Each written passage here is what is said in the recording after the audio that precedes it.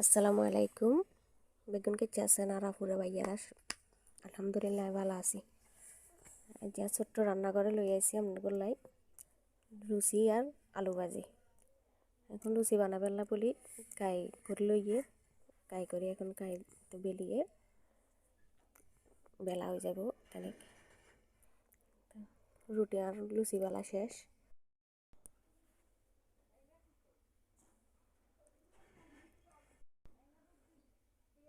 কড়াতে তেল দিয়ে দিমু।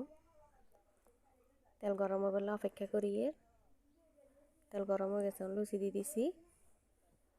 কি সুন্দর করে লুচি হুলি গেছে গো দেখছেন আনারা আপুরা ভাইয়ারা ভাবিরা যেগুন আছেন বেগুনে আমরা যেগুলো মনে করেন আছে যে কাম নাই বই রয়েছি এগুলো লাগান করন সুন্দর করে লুচিগুন বাজি করে লইয়া লাগিয়ে কি সুন্দর করে হুলি হুলি যার গেছে আনারা দিয়ে লাইছি গাইয়াতে পেঁয়াজ বাজি করে বেলায় পেঁয়াজ গেনে কালার একখানা অন্যরকম হয়ে যার বাদামি বাদামি কালার হয়ে যার বাদামি কালার হয়ে যাবে হরদি কাঁচামরিচ দিয়ে লাইছি। কাঁচামরিচ দিই হলুদ মশলা যা যা লাগে মশলা টশলা বেগুন দিয়ে লাইলাম দিয়ে অপেক্ষা করিয়ে সুন্দর গিয়ে কালার আইবার লাই মাশাল্লাহ চুলাতে আগুনও জ্বলে সুন্দর মতে কালার কি দিই কালার চলে এসে এখন দিয়ে দিমু টমেটো বা আনবো দেখাই গেছিলাম টমেটো দিয়ে লাইছি। এখন দিয়ে দিছি আলু এখানটা কচর কচর করে উল্টালামু সুন্দর করে উল্টায় হালটায় এখানে রে সুন্দর করে ভাজি করে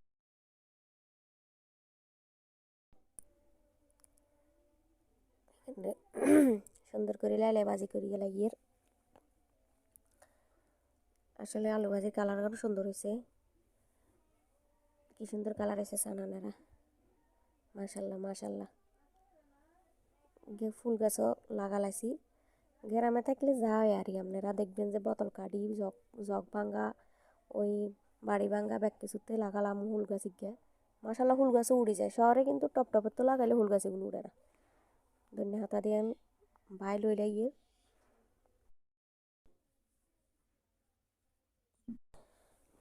আলু গন্ডে একটা ছোট্ট প্লেটেতে বাইলে রাখছি বাইলে